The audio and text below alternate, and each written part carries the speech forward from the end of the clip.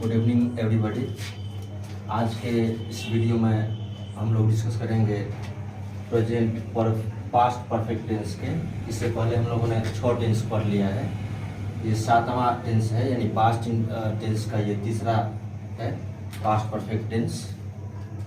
वैसे सीरियली अगर चलेंगे तो 7वां नंबर का है ये past perfect tense. Past tense का तीसरा है। तो सबसे पहले हम आइडेंटिफिकेशन में चलते हैं। इसको जानने के लिए, टेंस को जानने के लिए सबसे पहले आइडेंटिफिकेशन की जरूरत होती है। तो सबसे पहले हम आइडेंटिफिकेशन देखें इसके पहचान में यहाँ मैंने लिखा है कि इसके हिंदी वाक्य के क्रिया के अंत में, क्रिया लेके भी चलते हैं तो कोई दिक्कत नहीं है, अगर कोई क्रिया छोड़ के भी चलते हैं तो भी बन सकता है। हमें सेंटेंस के लास्ट में क्या लगता है, सेंटेंस के लास्ट में कैसे समाप्त होता है, इस पर डिस्कस करना है। तो लास्ट में अगर चुका था चुकी थी देख लेते हैं तो भी पहचान जाते हैं। तो इसके हिंदी वाक्य के क्रिया के अंत में चुका था, चुकी थी, चुके थे, या था, ये थे, ये थे, ईटीसी लगा रहता है। और जैसे कि हम लोगों ने पास्ट इंडेफिनिट टेंस में देखा था कि दो तरह के सेंटेंस एक ही अर्थ निकलता था दोनों सेंटेंस का, उसका इंग्लिश ट्रांसलेशन सेम बनता था। इसी तरह इस टेंस में भी है। इसका एग्जाम्पल मैंने लिया है, वह जा चुका था, और उस तरफ मैंने लिखा है वह गया था। दोनों सेंटेंस एक ही तरह के सेंटेंस है। दोनों जो वाक्य है मेरा ये सेम सेंटेंस है। इसको ट्रांसलेट करने के लिए सेम मेथड की जरूरत होगी। जो ट्रांसलेशन इसका बनेगा वही ट्रांसलेशन इसका बनेगा। अगर आप बोलते हैं कि वह जा चुका था या फिर आप बोलते हैं वह गया था, दोनों तरह से आप एक्सप्रेस कर सकते हैं। तो इसके ट्रांसलेशन में अगर जाते हैं तो सब्जेक्ट इसका ही है, इसका सब्जेक्ट ही है।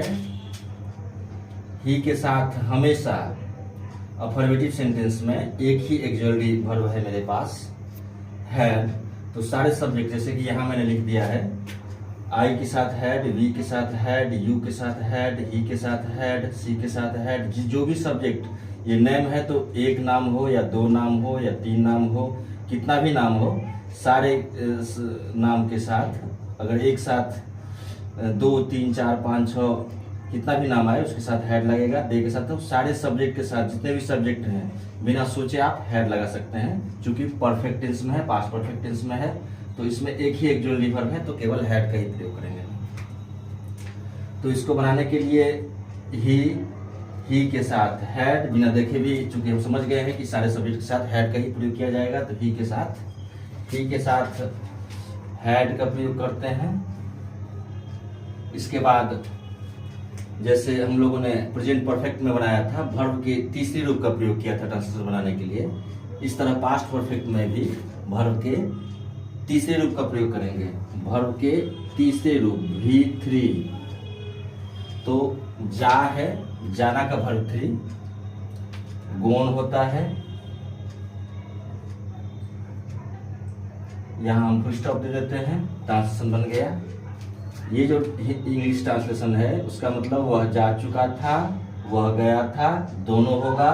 दोनों प्रकार के ट्रांसलेशन को, दोनों प्रकार के हिंदी अनुवाद को सेम प्रकार से ट्रांसलेट कर सकते हैं हैड लगा के। क्योंकि मेरे पास केवल हैड ही एक्चुअली वर्ब है, इसलिए कंफ्यूज होने की जरूरत नहीं है। आप इसे वैसे ही बना सकते हैं, केवल V3 को ध्यान में रखना है। इस तरह से नेगेटिव इंट्रोगेटिव हम आगे डिस्कस करते हैं। पहले स्ट्रक्चर को देखें, इसके स्ट्रक्चर को, चूंकि स्ट्रक्चर हमें डायरेक्शन देता है, बनाने में इजी होता है, हमें कोई भी ट्रांसलेशन को बना देते हैं। तो स्ट्रक्चर में पहले सब्जेक्ट, अफर्मेटिव सेंटेंस में पहले सब्जेक्ट लिया जाता है, इसके बाद हैड का प्रयोग, सारे सब्जेक्ट कोई भी सब्जेक्ट हो उसके साथ हैड का ही प्रयोग किया जाता है, इसमें कंफ्यूज होने की जरूरत नहीं है। इसके बाद वर्ब के तीसरे रूप का, इसके बाद ऑब्जेक्ट, ये अफर्मेटिव सेंटेंस का स्ट्रक्चर ऐसे हो जाएगा। नेगेटिव सेंटेंस में जाएंगे तो पहले सब्जेक्ट लगाना पड़ेगा, इसके बाद हेड लगाना पड़ेगा, इसके बाद नोट, इसके बाद V3, लास्ट में ऑब्जेक्ट। इस तरह से नेगेटिव सेंटेंस को आप बना सकते हैं।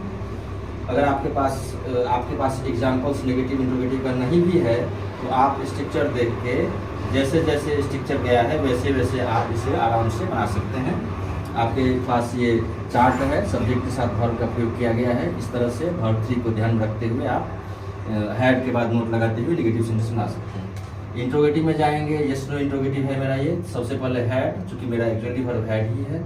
इसके बाद सब्जेक्ट लेंगे, इसके बाद वर्ब का तीसरा रूप, इसके बाद ऑब्जेक्ट, लास्ट में sign of interrogation being a interrogative sentence. Interrogative sentence होने के कारण इसके लास्ट में साइन ऑफ इंट्रोगेशन का प्रयोग करते हैं। 4 नंबर यस नो का इंट्रोगेटिव नेगेटिव है। इसमें पहले हेड लेंगे जैसे 3 नंबर में लिए थे। सब्जेक्ट केवल इसमें नोट लगाना है, नोट का प्रयोग हम सब्जेक्ट के बाद करेंगे। इसके बाद वर्ब 3 लगाना है, इसके बाद ऑब्जेक्ट और सबसे लास्ट में साइन ऑफ इंट्रोगेशन का प्रयोग करते हैं। इसके बाद 5 नंबर में अगर जाते हैं, 5 नंबर में WH इंट्रोगेटिव है। तो इसे मैं कई बार डिस्कस कर चुका हूँ इसके बारे में। WH इंग्लिश में भी सेंटेंस कैसे आइडेंटिफाई करेंगे और हिंदी में भी, दोनों प्रकार से। यदि आपको इस यहाँ WH समझ में ना आए तो आप पिछले वीडियो में जाके देखिए, आपको मिल जाएगा क्लियर एक्सप्लेनेशन। तो 5 नंबर में सबसे पहले WH ले लेंगे, WH वर्ड जो भी होगा पहले ले लेंगे। इसके बाद हेड लगाएंगे, इसके बाद सब्जेक्ट। यहाँ कंफ्यूज हो सकते हैं आप, पहले सब्जेक्ट लगा सकते हैं, इसके बाद हेड। आप पहले हेड लगाइए, एक्चुअली वर्ब का यूज कीजिए, इसके बाद सब्जेक्ट, इसके बाद वर्ब 3, लास्ट में ऑब्जेक्ट और सबसे लास्ट में क्वेश्चन मार्क का प्रयोग करेंगे। 6 नंबर लास्ट स्ट्रक्चर है, ये अंतिम स्ट्रक्चर है। तो WH, इसके 5 नंबर में नोट जोड़ना पड़ेगा। WH है, इसके बाद हेड लगा लेते हैं, इसके बाद सब्जेक्ट, सब्जेक्ट के बाद नोट, इसके बाद वर्ब 3, इसके बाद ऑब्जेक्ट और सबसे लास्ट में साइन ऑफ इंट्रोगेशन।